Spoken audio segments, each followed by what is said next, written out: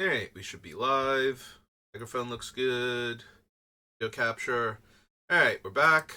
Working on Eriette of the Charmed Apple.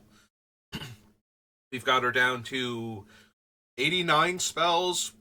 We're aiming for 60. She does have a very, very low CMC average for or mana value anymore. Average as far as commander decks go. I think she's somewhere around a 4.5 or something, some obscenely low number. Like, and the cards that are pushing it like way up are like Overwhelming Splendor and a couple of other things. Like, she has so many 3 and 4 drops in the deck and lower.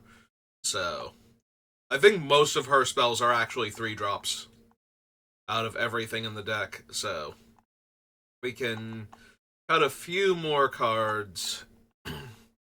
We might not have to get her all the way down to 60. We might have room for an extra spell or two and one less land or two.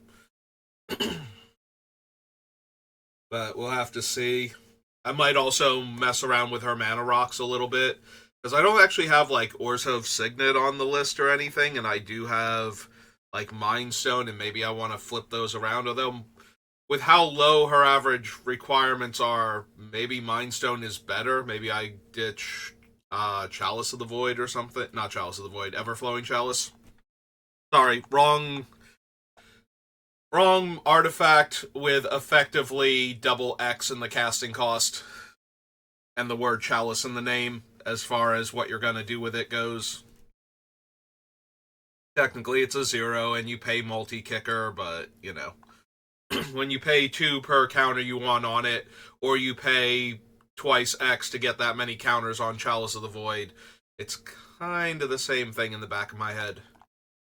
But yeah, we have enough room where we probably need to get her down to like 62 or something, but we'll see if we can get the full 60, and then we'll figure it out from there if we want to, like, drop a land and add a mana rock or two in at that point. So that way, because she's got such a low casting cost, a few extra mana rocks would probably do her better than a few extra lands. Let her get on the board a little bit faster and do more things. But anyway, first we gotta cut about 29 cards out of her before we get to that point. And I don't know that we're going to get it all done today, because the closer we get to the end, the harder it is to cut anything. So we're going to do a pass through her just to remind myself what's still on the list. Yeah. Flickering Ward is one of the high chances of getting cut. The protection from a color isn't super relevant. The fact that it is a 1-mana aura that bounces for 1 mana is actually why it's in here. If we throw that, we can throw it on our opponent's creatures and pick it back up pretty easily, as long as they don't use something that requires sacrifice as a cost. So if we can respond to it, we can save the aura, even if they can get rid of their own creature. If they cast a spell, if they cast like an enchantment that's going to let them sack their creature once it's in play or something, we can respond to that. Also, we have 3 different draw card effects when we play an enchantment. We have SRAM, we have Core Spirit Dancer, and I believe there's a third one somewhere on the list. I'm forgetting who it is now. But being able to pick up the aura and recast it for 1 mana, effectively 2 mana to pick it up and put it back down, to draw a card repeatedly, is very helpful. And then also we can put it on our opponent's creature, name a color of a creature on one of the other opponent's side of the field, that way they can't get into combat and get it killed that way. And now it can attack us, and it can very effectively attack that opponent, and hope that nature takes its course and they murder each other. And if they don't, it's still stopping it from attacking us and being another point of drain for Eriette, so everything is working out fine as far as I'm concerned at that point. That being said, I think it's one of the lowest impact auras on our list, so we might still cut it. That is why it's still in here, is because of all of that. But I think we're doing better with cards like the Rancor effect style ones, Brilliant Halo, Despondency, Cessation, Sleeper's Guile, Spirit Loop. Like, there's a part of me that still wishes we had Fallen Ideal in here, but since that is itself a sacrifice outlet to get rid of the creature that it's on, the only thing is that then we get it back if they use it that way, so we can just put it on another creature. Also, we can throw it on, like, Eriette herself and give her flying, I think it does, and then sack a creature +2/+1. It's supposed to be a reference to Fallen Angel from Legends, which lets you sacrifice a creature to give it +2/+1 until end of turn, and is a 3/3 flyer, so I think it gives flying also. I could be wrong.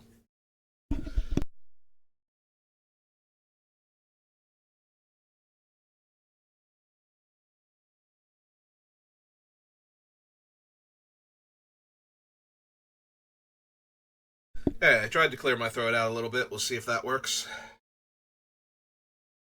Get some more water. Alright. So, yeah. Flickering Ward is one of the ones I'm considering cutting. So, too, sort of, is Treacherous Link. I really like what it's doing in the deck.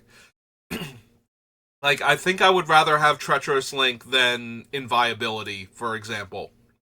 Because Treacherous Link not only prevents the damage to the creature, it also deals all of that damage to its controller, so I think that's better, actually.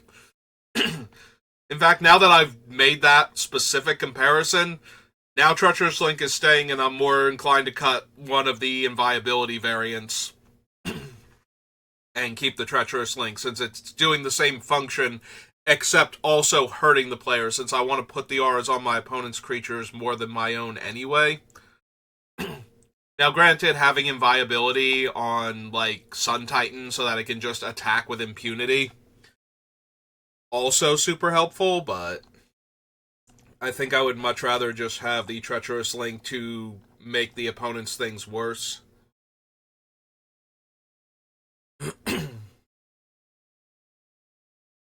Karmic Justice, because if we get all of our auras blown up, I'd like to blow up all of our opponent's creatures that had those auras so that they can't murder me, or, just blow up the rest of their stuff to punish them for having done that to me, taking away all of my fun. It does only work when the aura is destroyed by their effect, so them sacrificing the creature out from underneath it, or exiling all enchantments or something, that's not going to help me at all, but we don't have a ton of options for if our opponent blows up all of our auras, what we're going to do about it. So it's this one, Teferi's Protection, and stopping them from casting Farewell. I am very hung up on Farewell specifically, because we have a bunch of ways to get back dead enchantments. So if they don't get to exile all of our stuff, even if they destroy all of our stuff, we can recover from that. But if we get all of our enchantments exiled, then we have to find a fresh batch of them. And while the deck can draw cards, that's not a major thing in it, so... So it's going to be really hard if we suddenly lose, like, 10 or 15 auras off of the board in one go to recover from that. And if they're exiled, then it's exponentially harder, so... So, Karmic Justice gets to stay in because if we can stop them from exiling it, then they have to destroy them, and we can't name all the different casting costs that can blow up all of our enchantments with one Sanctum Prelate, so I kind of have to do the other ones. I could run something like Nevermore, but then that gets blown up, and then we're back where we started, but the same is true for Sanctum Prelate, so... And Nevermore also holds off other random 6-mana cards that are blowing up all of my things, like Austere Command. So... I do kind of wish the other big enchantment destroyers were also 6 mana, so that way I could phase out more of them with Prelate, but I have to be satisfied with primarily those two, and Merciless Eviction. I think those are like the most played ones that have 6 mana. After that, you're looking at like. Actually, is Fracturing Gust 6 mana? Fracturing Gust might also be 6 mana, in which case we're also locking that one out, so. Here. What's its name is down, Gatherer, so we're over here on Scryfall. Fracturing Gust, I believe it's called. Yep, 2, 3, 4, 5. No, it's a 5 mana one. Oh well. Oh well.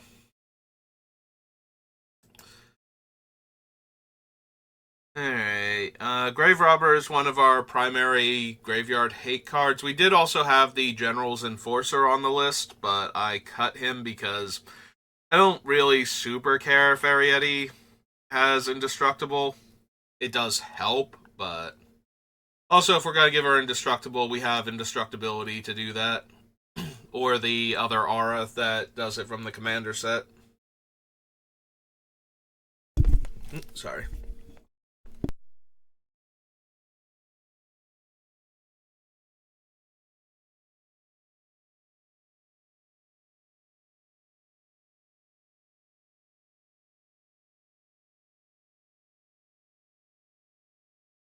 Okay.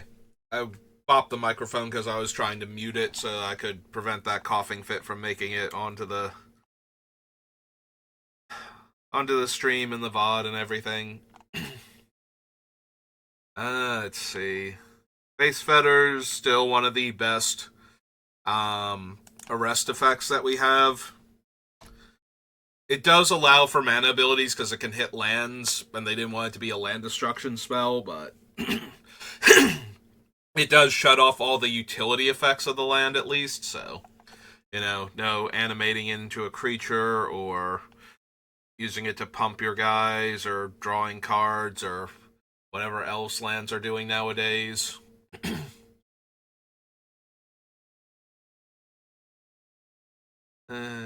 Got our Tutor, Base Enchantress, one of our card draw, Retether to buy back all of our dead stuff. Our own Austere Command, because sometimes you do need to flip the table. Alright, we also have Lapse of Certainty to protect against mass enchantment removal. It does only buy us a turn effectively, and I do kind of want to see if I can get Reprieve in here too from Lord of the Rings, but that's the best we can do with white-black, unfortunately, as far as counterspells go. Because I have to believe they will pay the life for Dash Hopes. I don't know that they will, but I have to believe that they will. It's entirely possible we can cut the cards like Sigil of the Empty Throne. It's certainly useful to be able to produce more bodies to block the opponent's creatures if they can suddenly attack us. You know, if targeted removal gets rid of Eriette and all of their creatures are alive, I might want to have an, like, armada of angels built up or something, so that way they just don't bother killing her alone. They kill everything, because they're not going to get through for damage anyway. Core Spirit Dancer is another one of our card draw spells. Underworld Connections helps us draw cards and is an aura, so. Sage's Reverie can draw us a bunch of cards at once, but does not help us if we've, you know, lost all of our auras. Like, a lot of the other ones, it's, okay, we can draw some cards off of this just by having, like, one aura or something. Ooh, excuse me. With Reverie, we draw that after they've destroyed all of our enchantments, and it's just kind of sad. It does have the biggest burst draw potential, though, which is why it's on the list. Maybe I don't need it, though. Like, I'm not planning on winning by dealing damage. So, and I don't want them to be able to block with their creatures, and sometimes I'm going to give them a very good blocker. Like, cards like Inviolability and Sandskin and whatnot will stop the creature from taking damage. So if I don't have Trample, the Reverie is not helping me get through for damage at all. So, maybe we can cut that one. Originally, I had it on the list because it has the obvious synergies with the deck, and especially that big card draw buff, but the more I think about it, the more it's not actually like I'm only getting the card draw first of all. I'm never going to get the power boost really because of the way I'm stopping the opponent's creatures. A lot of them become really good blockers if I have the right card, so that means I can't get through for damage. And yeah, I can kind of see cutting that then. Hey, keeping captured for right now. There's Overwhelming Splendor. There's SRAM. Oh right, I forgot Mesa Enchantress. It was SRAM, Mesa Enchantress, and Poor Spirit Dancer are the three that let me draw the cards for doing what I'm doing anyway. Hateful Eidolon also. This one lets me draw when the creatures die for each aura I had on them, so that way, at least if our opponents find a way to sacrifice them or play a Wrath that kills the creatures. Keeping Killian. We can cut Hallowed Haunting. It is one of the main ways that I could get through for damage, is by all of my things suddenly having flying, and all of our opponents' things not innately having that. Also, if all of my things have flying and vigilance, I can attack with everything, and if I have, like, one of their creatures with inviolability or something on it, then great, they can block my biggest one and take the rest, and I still have creatures back to block, so yeah, that is kind of a thing. I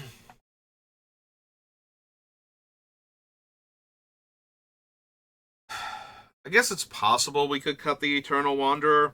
I left her on the list because if we throw an aura onto the creature, we get to decide what creature they keep.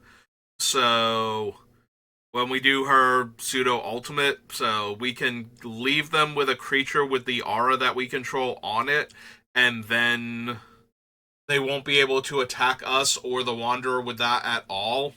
And then they need another creature, and then only that creature can attack if they get like a couple of them, so it makes it harder for them to rebuild out to the point where they could attack the Wanderer with anything significant. Like, that's the idea anyway. I don't know how often that's going to work out that way. But at the very least, if we reduce everybody to one creature and those creatures have our auras on them, then we should be good to go.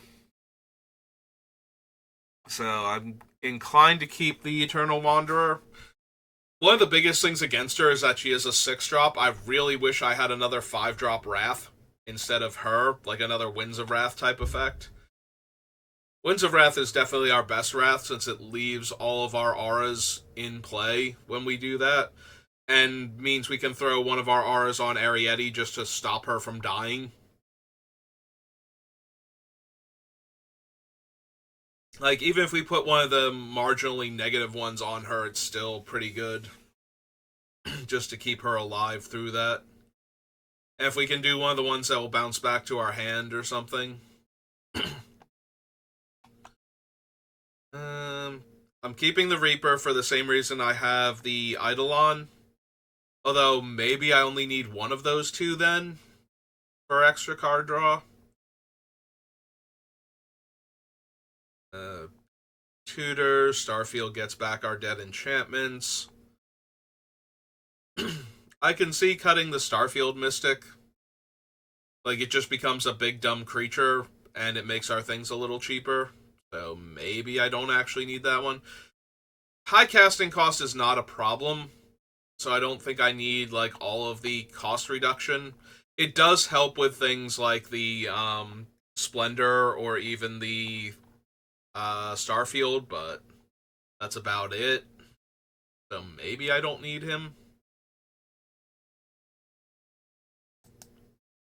We also have a few, like, 4-drop enchantments that it's not terrible with, but we do have Killian. We cut the Envoy already. We'll probably cut the Starfield Mystic too. I wonder if I'm going to wind up cutting Killian too. Like, he's fine in the deck. He's certainly reducing the cost on a lot of our stuff, but he's not exactly essential. Keeping Arden for right now. I might actually cut the Armored Sky Hunter, though, since I cut Swiftfoot Boots, and we already got rid of um, the Archon and the Treasury Thrall that need to attack to do their cool thing, so maybe we get rid of the Sky Hunter also. We do have the density of auras right now that I would want for a card that only looks at cards and grabs me something, but at the same time, we need space, and I think it's cuttable. We did cut the one White Vow already, since giving Vigilance isn't actually doing much for us.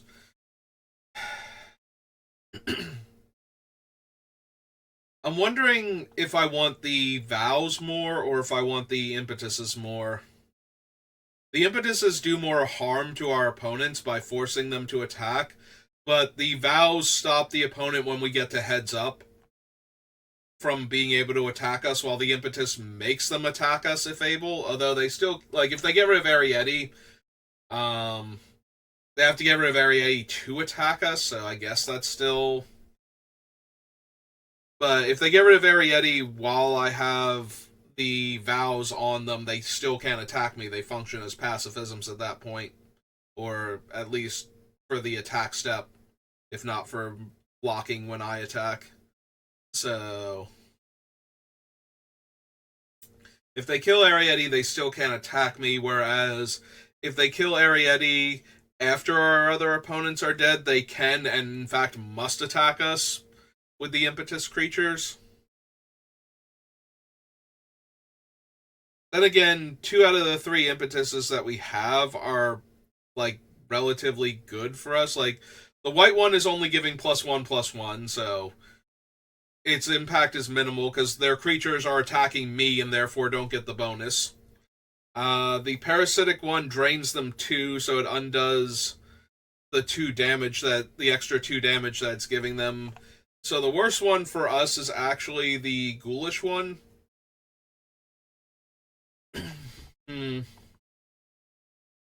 That's true. We also don't want, like, if the opponents can block with the creature. Although, I'm trying to think, if we have one of our auras on the opposing creature that they attack with their ghoulish impetus creature and the other opponent blocks, and we have one of our auras on the one that's blocking, how many auras do we actually have where that's a problem? Because any of the pacifism ones that won't let them attack or block, or won't let them block, like, they can never get into combat, so that's good. All of the ones that prevent damage or redirect the damage to something else won't let the death touch kill it, so those are fine. So it just becomes the ones that won't let them attack but do let them block. And the ones that don't really interfere with attacking or blocking and don't save the creature from combat damage, so...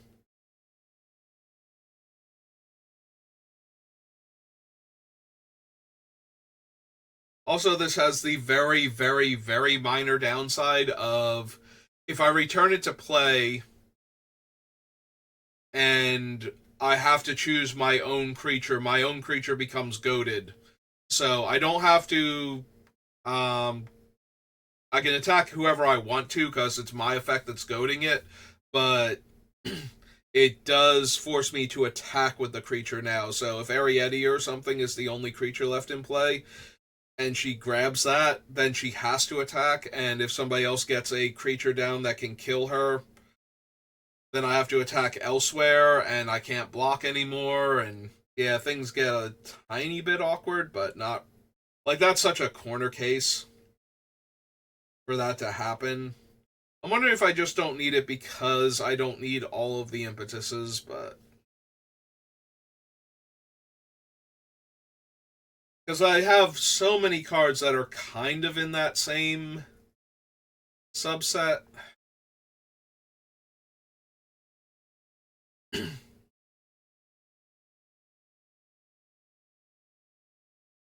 also wondering if I need the Guardian Scale Lord at all. like, it has to attack, but it can also throw the counter on one of our other creatures, and getting back a 3 or less is, like, more than good enough for its actual thing. Like, it doesn't need the counter or to get its power buffed up at all to do 90% of what I need it to do. So, Bainwitch Coven I like because Eriette is going to gain us life at every one of our end steps. So if we play the Witch and we make it to the end step with both the Witch and Eriette in play, we should gain at least 1 point of life and therefore get to buy back one of our dead creatures. Which in turn can then set up getting the Witch back later on because it's a 3-drop and therefore can get hit by Scale Lord and Sun Titan.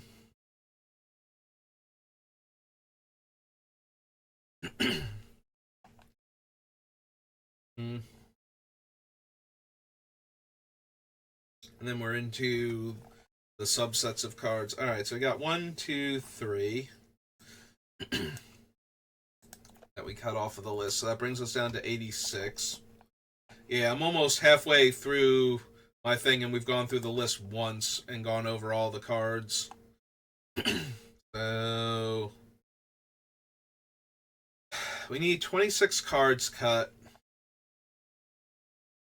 I think I need to know how many auras I actually have on the list. So let's see real quick.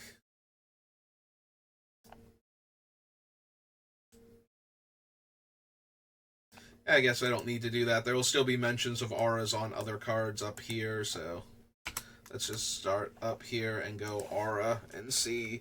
Just count them by going through the list itself. Yeah, because there are going to be too many instances of the word aura in the game text of the card too, so let's see. So we have 1. I am counting Calming Listed because it does become 1. So that's 2, 3, 4, 5, 6, 7, 8. Oops. Should be doing it this way, though. And now I've managed to actually make myself lose count. Good job, me. Okay. So 1, 2, 3, 4, 5. Okay, 6, 7, 8. We were through Urza's Legacy. 9, 10, 11, 12, 13, 14, 15, 16, 17, 18, 19, 20, 21, 22, 23, 24, 5, 26, 27, 28, 29, 30, 31, 32, 33, 34, 35. Alright, so over half the deck right now would be auras. And while I do think we need a ton of auras, I think we can afford to cut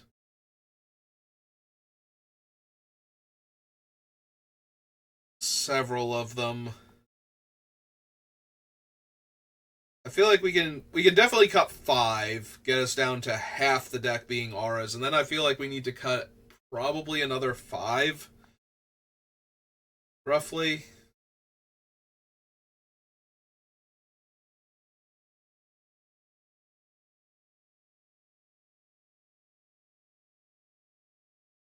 Looking at Pariah because this is effectively going to be a one-shot thing.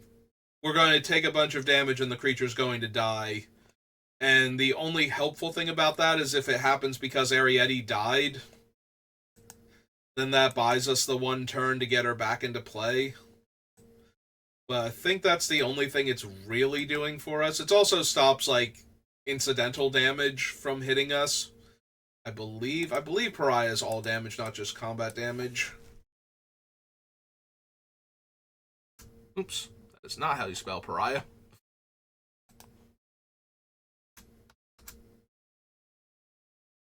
Yeah, it is all damage dealt to you is dealt to the creature instead. Alright. So, that is helpful for random things like, oh, I'm just gonna, since I can't attack you, I'm going to deal damage to you through other effects. But it's still only damage, it's not saving us from life loss or something, so that doesn't remove enough of the potential threats. Alright. What else is not at its best? Compared to some of the other things that we have.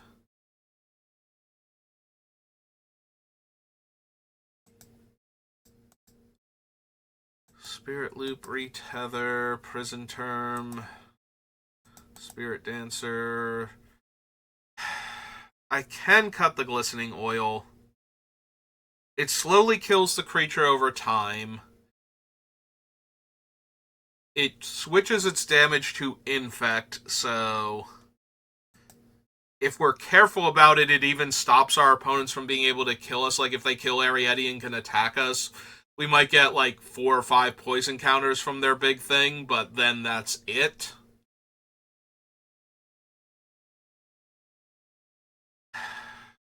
Like, if it only gets to hit me the one time, then we're fine. In fact, if it's 4 or less, it can hit me twice, and it wouldn't matter.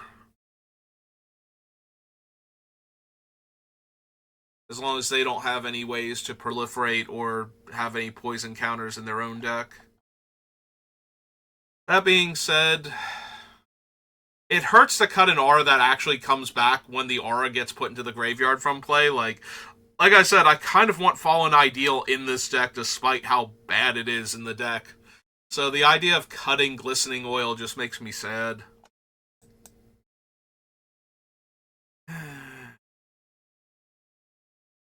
At the same time, we need to cut at least 5 auras from the list, and alright, what other ones do we have as options?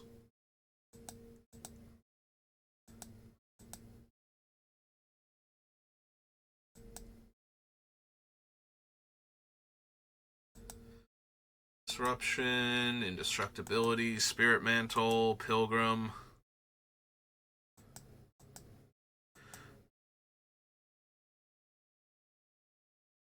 Yeah, Spectral Grasp is just a better Vow. Like, they can't attack me or my Planeswalkers, and they also can't block my stuff, so. I kind of want to keep Reprobation for when the creature's ability is more of a problem, like their static ability or something.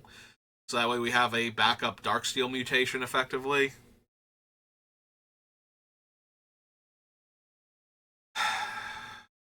So I could see cutting Vow of Torment. If we cut Vow of Torment, then... So, Intimidate just makes the creature hard to block entirely, like it's an all or nothing. Either you have a black or artifact creature to block it, or you don't. Whereas Vow of Torment is, do you have at least 2 creatures in play? Okay, then you can block this thing.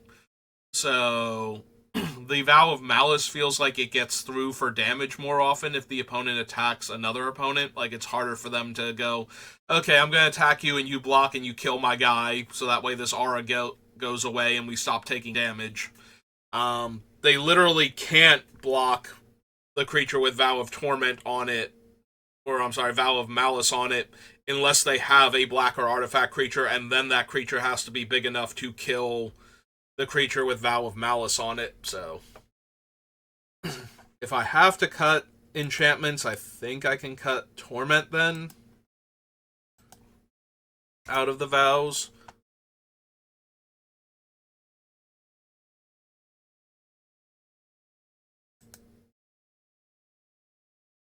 Leaving the Vow of Malice, shielded by Faith, as a way to give Eriette indestructible.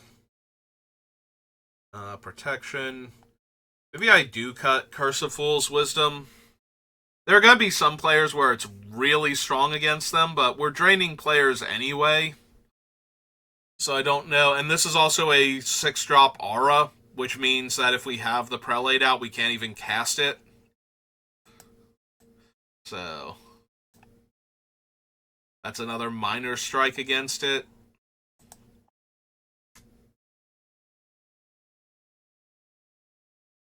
One, two, three.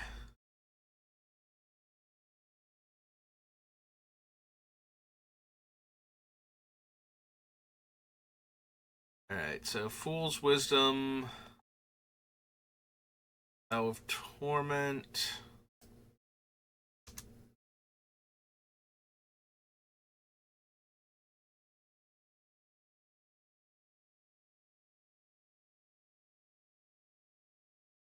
Forget if Fool's Wisdom was on any of these other lists.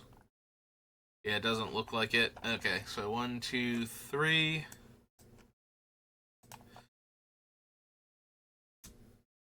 So we need to cut at least 2 more auras out of the deck.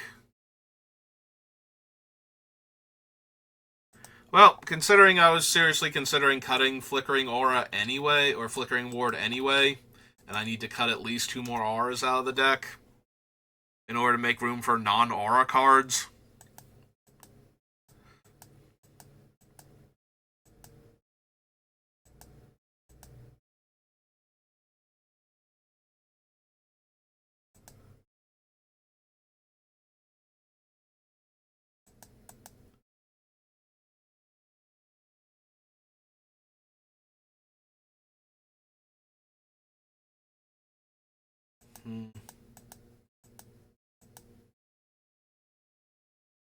Did I already cut Sandskin? I don't remember seeing it as we've been bouncing back and forth, and it looks like I did. Because I was thinking I could probably cut Sandskin, because that one only prevents combat damage, and I'd prefer if the creature couldn't die to basically any damage at that point, so... But it looks like I already did cut Sandskin off the list. Alright, so Flickering Ward...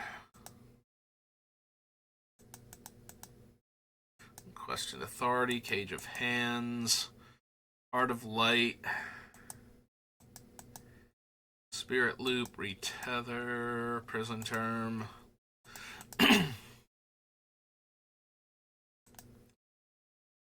Yeah, sorry, Glistening Oil. I think you are also going to go.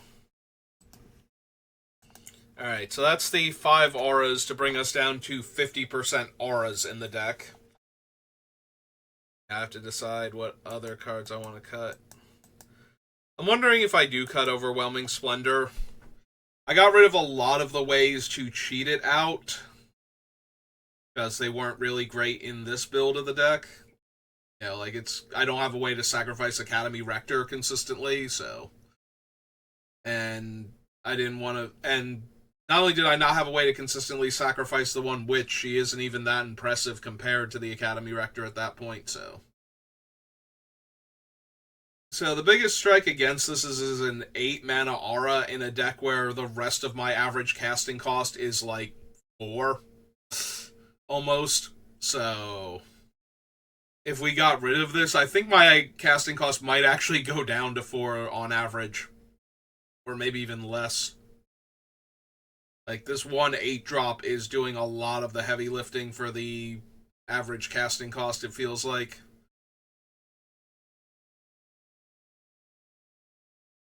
Like, I might be able to get down to, like, a 4 1/4 or something.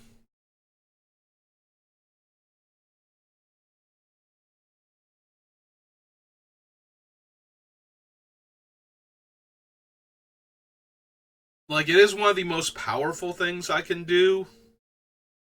Like, if I get this down, especially if I ever got it down with Curse of Death's Hold on the same player, and now all of their things are 1/1s, and just die instantly, and until they get enchantment removal, they can't even participate in this game with creatures.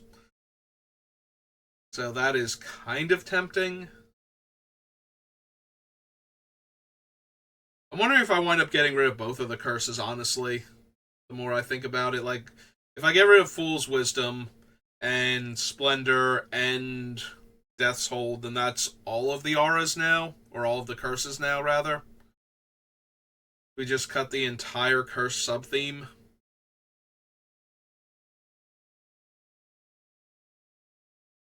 I do like having auras that aren't on creatures, so that way we probably still have auras going even after a Wrath. But we do have a little bit of that in things like Underworld Connections, although I think that might be the last land aura I have left on the list. Now that I'm saying that out loud.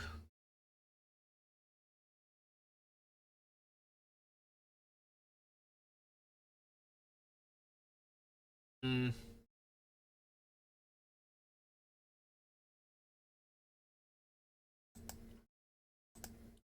Yeah, there's a part of me that very much likes cutting Overwhelming Splendor because of how expensive it is. And that just lets the deck function on fewer lands, and then we might even have to make fewer cuts because of that. You just get rid of Overwhelming Splendor. You don't have to cut Curse of Death's Hold, but I'm a little more inclined to do it without Overwhelming Splendor in the deck.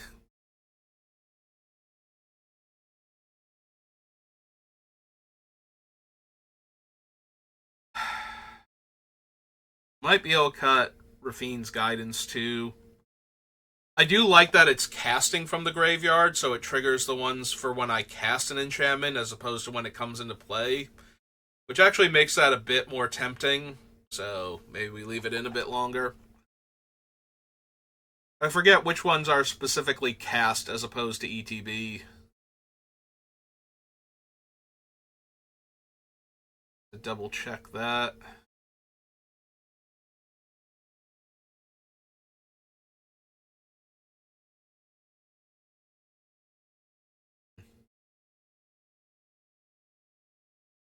Yeah, we can probably just cut Strionic Resonator. I do have a lot of triggered abilities that are fine to copy, not the least of which is Eriette's own end of turn effect to double up the life loss. But we've also gotten rid of all of the other wound reflection type cards, so I can probably go ahead and cut Strionic Resonator while I'm down here for that same reason. 2, 4.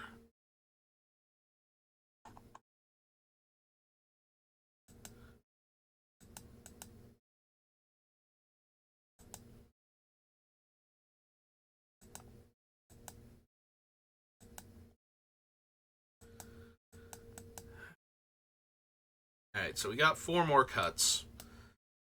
So that drops us down to 79.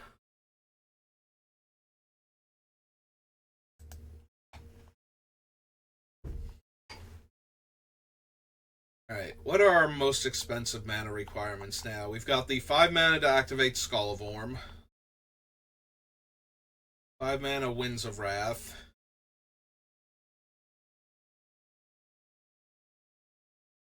Punishes 4 mana,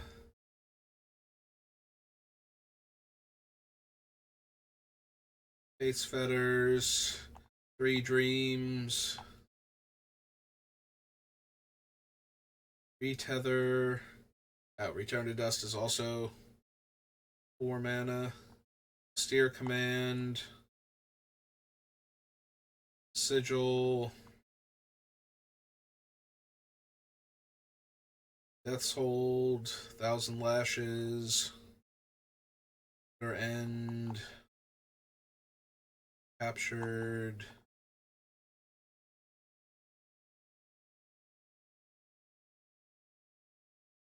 Ting,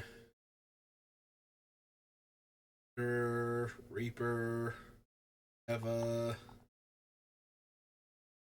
Destructibility, Sun Titan brings us up to 21, 22.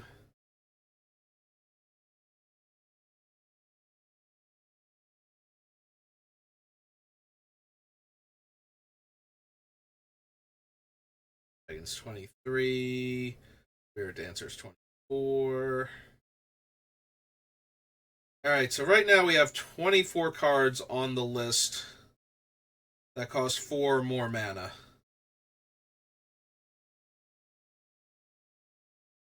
So a little over a third of the deck still costs over 4 mana. I'm trying to figure out like how many lands I can actually afford to be short on. I feel like I would need to cut a bunch more of the 4 plus mana cards before I can go any lower than like 62 38 split for the lands.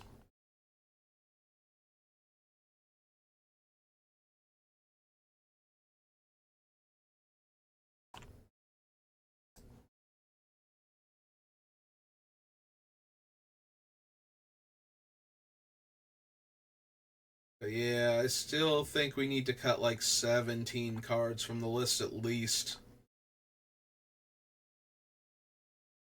Even if we want to keep some extra lands in.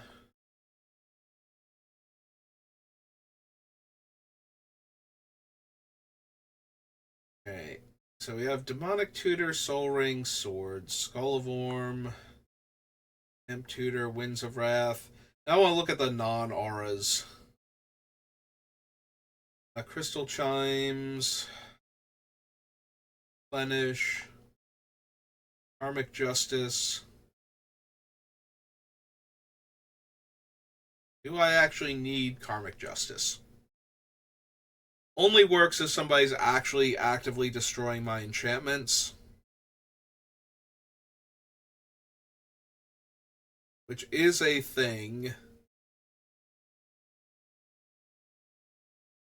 Technically, it works if they're destroying any of my stuff that aren't creatures, but they do actually need to be the cause of the creature's destruction, so. Or the non creature's destruction, rather, so. They need to, like, strip mine one of my lands or. Disenchant one of my artifacts instead. In order for me to get the triggers off of this for my non enchantment cards. Right, we have one planeswalker left, and we have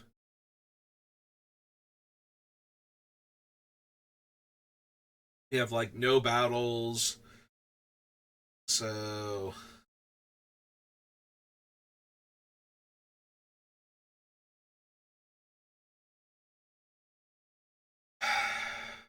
do I need Karmic Justice? I don't normally run this card. I know there are times where it'd be really good if I had it, and there are other times where it's just like, no, that's not how my stuff is dying, or it's just that my creatures are dying. Also, opponents like wrathing the board and having my auras go to the graveyard doesn't trigger it, which is one of the main things that's a problem with it, so. Like, there's a lot of ways to kill our auras without killing our auras, so having a card that works to punish opponents for doing that is not at its strongest.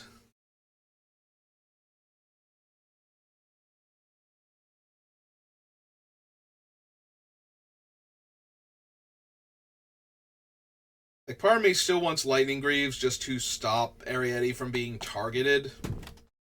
We have Indestructibility and the other one to protect her from destroy effects, so if we can just keep them from targeting her, and we're already trying to stop like some of the untargeted exile effects, so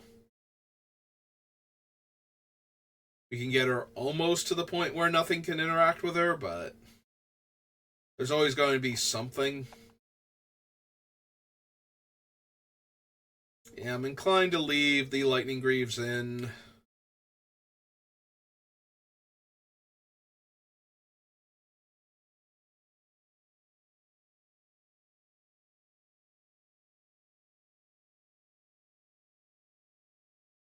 Here command, idyllic tutor, prison term. Still want lapse, still want path.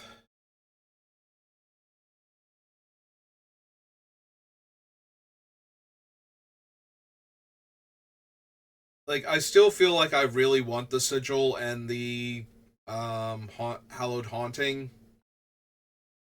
to give us bodies so that we don't randomly die when Eriette leaves the table.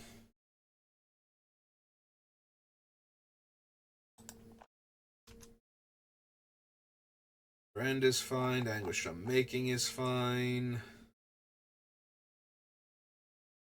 Still might cut Curse of Death's Hold. In fact, I'm probably going to. Without the Overwhelming Splendor, it's only okay at what it's doing. So, since I'm already seriously considering cutting it so much, maybe we just go ahead and do that then.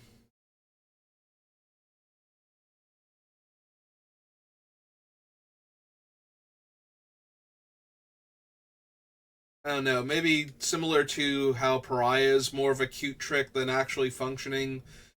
Maybe Captured by the Consulate is also in that category. It does help if they have a targeted removal spell that they have to use it on this creature first, and then have another one for Eriette, but...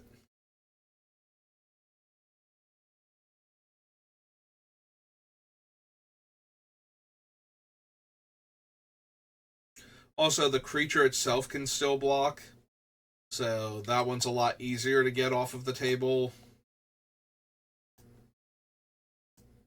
That's true, that one can still block, so... I think we're safe to cut that one then.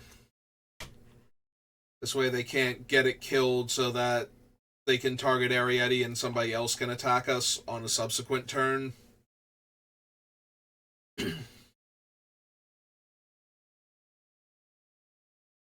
Maybe I need to do a count and see how many things that don't come back on their own that Lurus can get back easily. Make sure he's still worth it.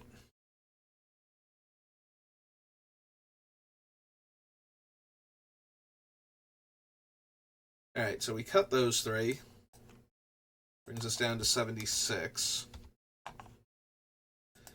Now I kind of want to know what Lurus can get back. So we got Soul Ring. Can't get back Skull. No. Brilliant Halo. Despondency. So if somebody manages to kill the creature in response, we can get those back. Treacherous Link. Viability. Lightning Greaves. Grave Robber. Sensei's Top. 8 now.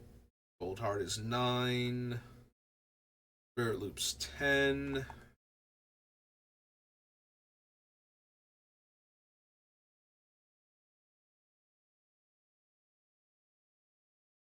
Chalice is 11. Spirit Dancer's 12.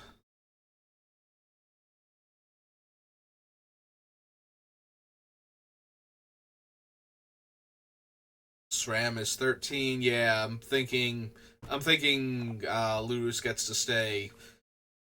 14 with Hateful Eidolon, 15 with Killian. I could always get the guidance back anyway. 16 with Planar Disruption.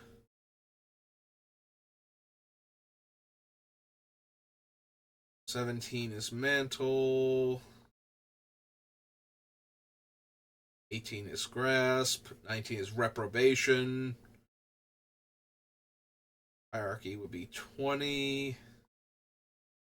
Arcane Signet. Darksteel Mutation.